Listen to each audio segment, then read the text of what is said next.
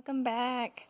So I just wanted to do a hopefully fairly quick little video because I just went to the library and I had a really fun book haul.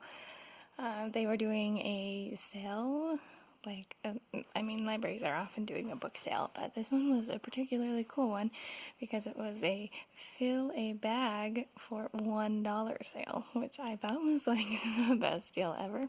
And I noticed too that they had a bunch of audiobooks on the book sale shelves, so I was like, I think I need to take a look since I've been consuming so many audiobooks lately. So that's what this particular book haul is, but it's exciting. I got so many books for just $1 and I'm super excited about it. So let's just hop right into this. You can see my lovely little bag of books that I got. As I said, I was kind of focusing on the audiobooks because I've been doing a lot of audiobook reading lately because of my long commute. But also I did glance through the regular books and none of them just really spoke to me today. But as you can see, the audiobooks kind of did. I've got 1, 2, 3, 4, 5, 6, 7, 8, 9, 10 audiobooks that I got for that fitted in a bag for $1 deal. So I think that's pretty good and pretty amazing, and I'm very excited to kind of just go through them real fast just for the fun of it.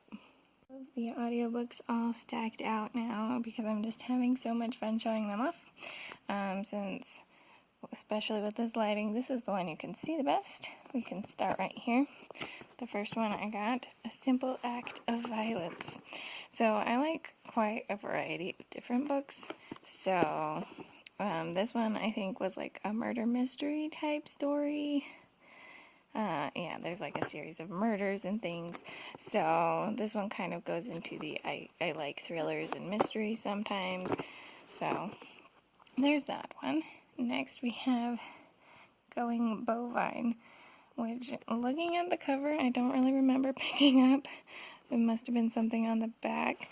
In fact, seeing this gnome, I kind of remember the description on the back, and I think that's why I got it. So this one's more of a fantasy story. We've got like the death-obsessed video game dwarf and a yard gnome, who might be the Viking god Balder. So, I mean, it just sounds like kind of a comedic little, like, fantasy story. So, that's why I grabbed that one. But yeah, I do not remember that cover, and the title's kind of weird. But hopefully it's an exciting one. We'll see. Okay, next we have Cosmic. This one I thought sounded really interesting. I don't know how much it'll go into the science of it, but it says that our main character feels like he's stuck between two worlds. He's a 12-year-old that looks like he's about 30. And there's an actual disease for this, I think. It may not be the exact one I'm thinking of, but I know that there's like progeria and stuff that can make people look a lot older than they are, so I don't know if it'll go much into the sciencey stuff of that. But this one just kind of sounded fun, that sometimes he tries to be a kid and sometimes he tries to be an adult. He apparently ends up in space at some point, thus the title Cosmic. So I think it'll just be kind of a fun one, hopefully, and I'm excited for it. Alright, next we have These Things Hidden. This one sounded like it'd be another sort of mystery style story. Let's see if I can remember what's on the back. It's talking about, keeping all these secrets. There's a heinous crime. There's someone who's at a halfway house. Legacy of secrets. So yeah, it sounds kind of like a mystery, maybe a little bit of a thriller. And it just kind of sounded interesting, so I picked it up. And next on the list, here, my little kitty Binks has come to take a look at my purchase too. Hi, Binks! But yeah, next on the list, we have A Child Called It. I remember this being a really big book when I was, hi Binks, when I was like a kid, or at least as a young adult. I remember seeing this book everywhere. And I never actually read it, and it sounds like it might be a really depressing book, because it is about child abuse and stuff, and it's like a autobiographical story, but it seemed like one that might be worth looking into, since it's supposed to be a pretty good one, and yeah, so I grabbed that one since they had it. Next, we have The Fairy Ring, which, despite the title, actually is a non-fiction book. There's a little bit of history to it. There's this girl who says that she can see fairies, and so the adults in her life don't believe her, and so she creates little, like, pictures of fairies, and they set those up and take pictures of them to convince people that the fairies are real, and then it has something to do with Arthur Conan Doyle. I don't know how. I feel like I've maybe heard the story that this relates to in some context. In fact, actually, I do know that. I'm thinking of in Torchwood, actually. There's an episode in Torchwood that deals with fairies, and they talk, at least to some degree, about a story like this where someone was taking pictures of the paper fairies, and people didn't think they were real and all that, or it at least indicates the story maybe in Torchwood. They were saying that they really were real. I don't remember. Anyways, so I think that's the context of why I recognize this story, but that it is like a real thing that happened, I was like, this kind of sounds interesting. So, although, to be fair, the Torchwood one did not have Sir Arthur Conan Doyle in any way, because Torchwood was a modern story. But yeah, I'm interested to see where this one goes and how that works out. Sorry, that Binks is just all over the place.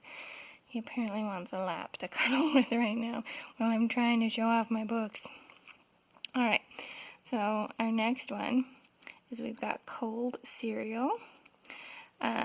This one sounded like it's hopefully got some comedy to it. Definitely sounded a little bit like fantasy, almost like a gender-swapped Alice in Wonderland even, because you can see we've got like a talking rabbit man in tweed pants. He hallucinates things like mermaids and unicorns. He meets an honest-to-goodness leprechaun, so not exactly an Alice in Wonderland, but it feels like it has elements of Alice in Wonderland, so I thought that sounded fun, and I wanted to read it, so I picked that one up as well. And there's Binks. He thinks the cereal one smells good, apparently. Okay. And then we have Rune Marks. This is one that I'm very excited for after reading about it. So this one, it's another fantasy story, and the fantasy creatures are all supposed to have gone away, but people have these rune marks that indicate that they are still real. People think she's a witch, but she's helpful in dealing with monsters and things, and it sounds like it'll hopefully be a really charming story, and I'm looking forward to it. And then, the final one, Young Freddle. Which, again, as I said, I kind of have eclectic book taste. This one, I'm pretty sure, is going to be more of a kid's book. It's about a little mouse who's, like, going off and adventuring out into the world. He's meeting raccoons for the first time. He doesn't even know what they are. There's owl snakes, unthinkable dangers. But he just sounds like a coming of age, but with mice. So I thought it might be fun. Okay, actually, apparently there was one more book. I forgot about this one, but just like looking at the cover of this one, I saw it and I knew I wanted to get it. Again, it's more of a kid's book, so if that's not your tea, that's not your tea. But I saw it and I just thought it was so funny. The Misadventures of Edgar and Allan Poe. And these two, with this one again, yeah, we've got our twins, Edgar and Allan. There's like a Poe Society or something, and it just sounded like it'd be really charming and amusing, and I love that it's playing off of Edgar Allan Poe, and I want to know how it plays off of it more than just their names. So, yeah, also it's only 3 CDs long, so it'll be a pretty short one. In fact, only be like 3 hours long. We've got 70, 59, and then 62 minutes, almost 63. So, yeah, only like 3 hours long anyways, so that'll be like a drive to and from work almost. Well, 2 drives to work and 1 drive home, I guess, technically, but something close to that. But I think it'll be really exciting. So that's all the books that I got from that $1 fill-a-bag book sale. I'm very excited. I think probably most excited for this one and this one. But yeah, I think they should all be good, and it'll be nice to have a whole bunch of things to listen to in the car while I'm commuting and not have to worry about just having things to read. It'll be like I finished one book, I can just pull out the next one and off we go. So yeah, that's all I've got for now, and this is the Umlaut Harper signing out.